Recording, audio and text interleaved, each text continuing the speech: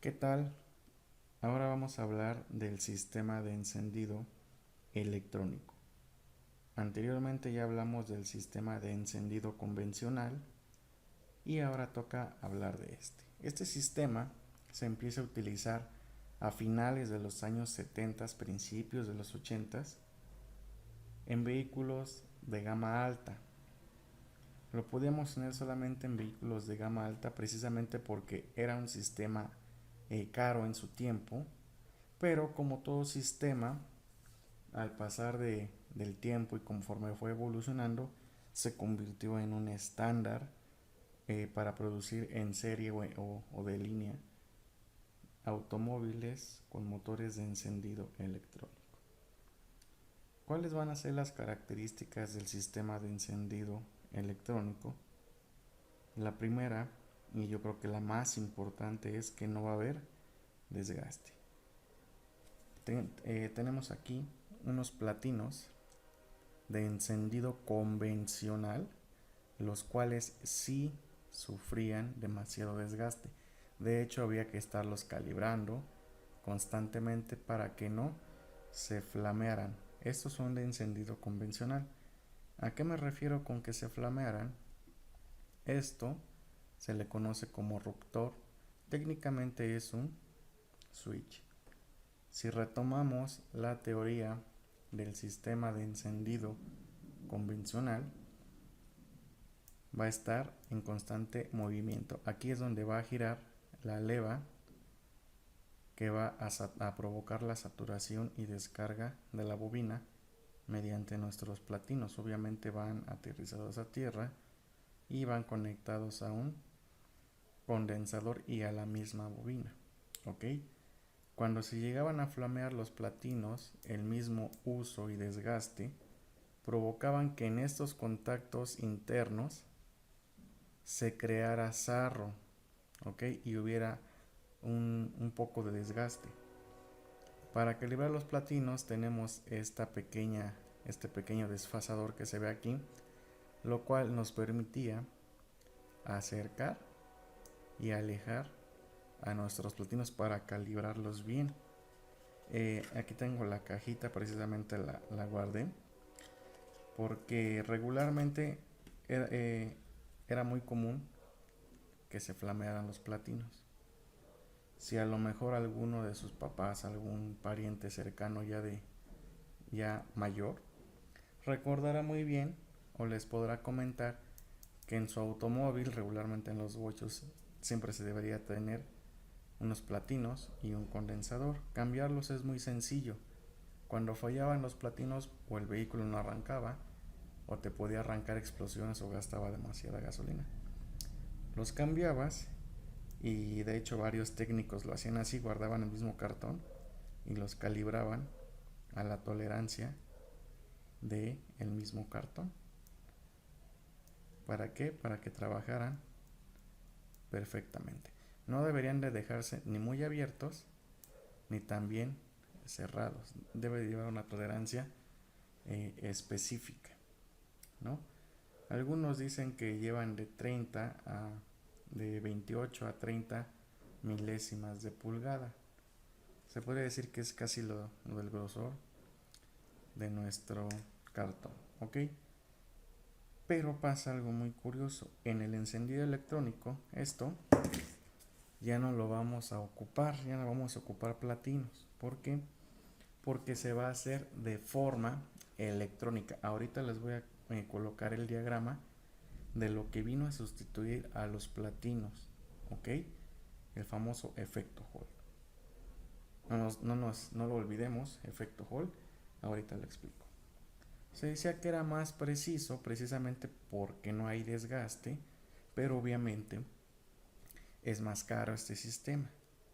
¿Por qué?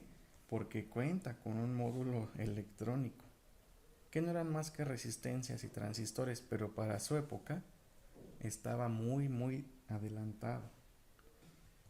Obviamente cada marca tiene su versión o tiene su variante. Cada marca va a llamar a su encendido conforme quiera o como quiera. Y ahorita vamos a ver algunas marcas, ¿no? Vamos a seguir con esto, les hago el diagrama y lo explico. Ya tengo aquí el esquema de cómo es que trabaja el efecto Hall. Y vamos a ver. El efecto Hall va a estar activado o inducido a través de un campo eléctrico. Vamos a llamarle a este pequeño aro que dibujé un poco mal aquí, reluctor. Le vamos a llamar al espacio que hay entre el efecto Hall y su imán, a esa pequeña tolerancia, le vamos a llamar reluctancia. Son términos muy técnicos que debemos tener bien definidos, ¿ok? Entonces la reluctancia es el espacio que está entre el imán y nuestro efecto Hall. Ahora, ¿cuáles son los componentes entonces de nuestro efecto Hall? El reluctor. Vamos a tener un imán que va a generar un campo magnético y obviamente el efecto Hall. Si somos observadores, podemos darnos cuenta que el efecto Hall internamente tiene esta forma. La experiencia nos va a decir o nos va a dictar que estamos hablando de un transistor, ¿ok? Como dato curioso, algunas marcas llamaban a ese tipo de encendidos electrónicos no encendidos electrónicos, sino encendidos transistorizados, porque estaban activados y desactivados gracias a un pequeño transistor, ¿ok? Pero ahora, ¿cómo va a funcionar nuestro efecto Hall? Es lo mismo que tengo aquí, en teoría, solamente que tenemos que darnos cuenta la posición de nuestro reluctor. ¿Cómo va a trabajar el efecto Hall? Lo explico. El imán va a generar un campo magnético para nuestro efecto Hall, ¿ok?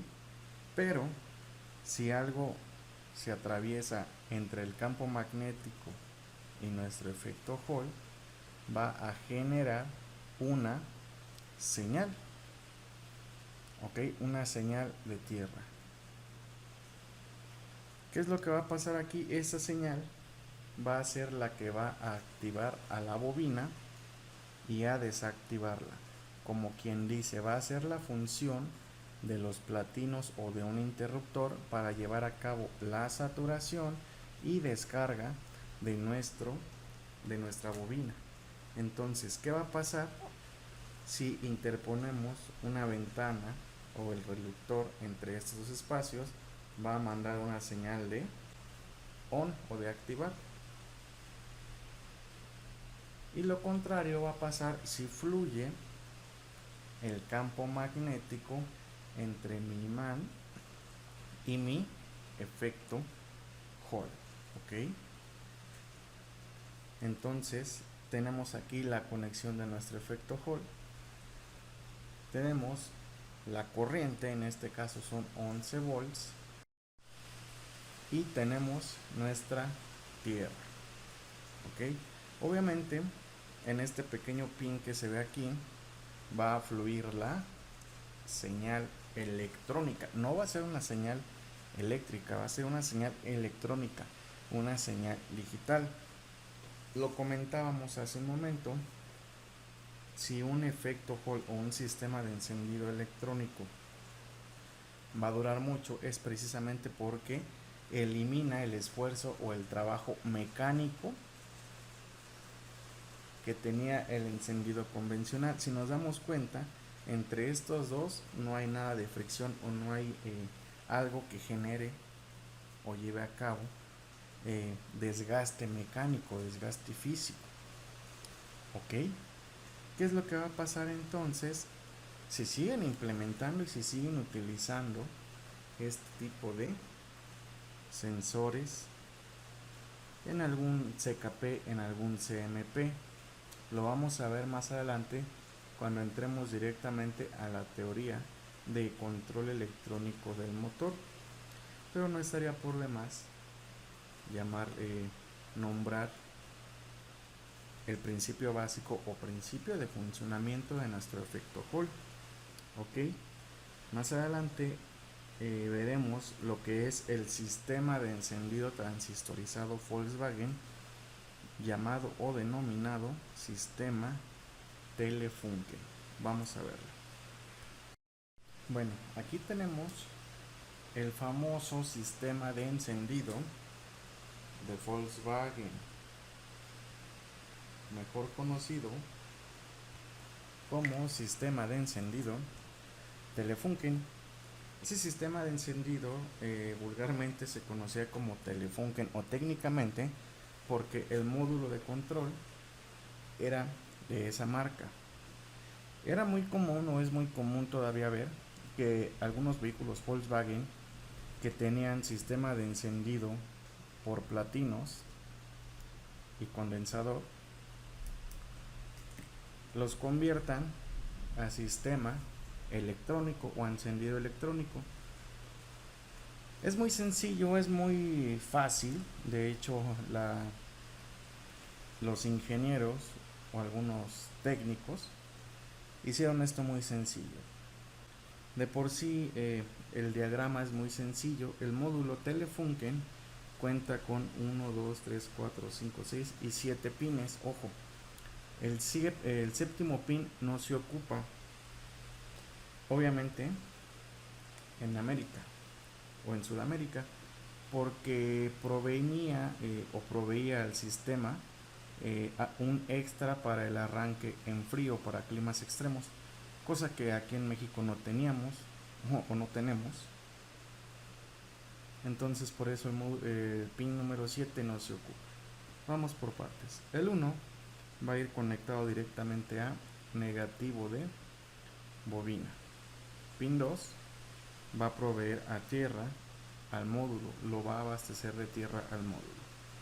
Número 3 va a abastecer de tierra a nuestro efecto Hall. Número 4 va a ir conectado a corriente. ¿Por qué va a ir conectado a positivo o a corriente de bobina?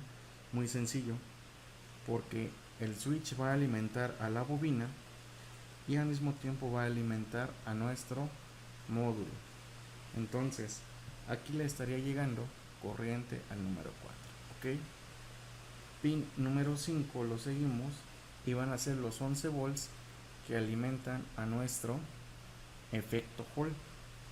Y por último, el número 6 va a ser la señal o la referencia para activar y desactivar a nuestra bobina. ¿Ok? ¿Por qué digo que es muy sencillo esto? Porque el diagrama es fácil y además en algunas refaccionarias ya te venden el arnés completo para encendido electrónico, te venden el módulo, la bobina puede ser la misma o la puedes implementar una bobina cuadrada de tipo transformador y obviamente el distribuidor con su efecto Hall. Te venden toda la conversión, solamente llegas, instalas, conectas y se acabó. Son sistemas muy sencillos de reparar. Ahorita anexo las imágenes de cómo son físicamente los componentes y cómo es que se adapta un encendido electrónico de Volkswagen a un vehículo el cual tenía o tiene un sistema convencional.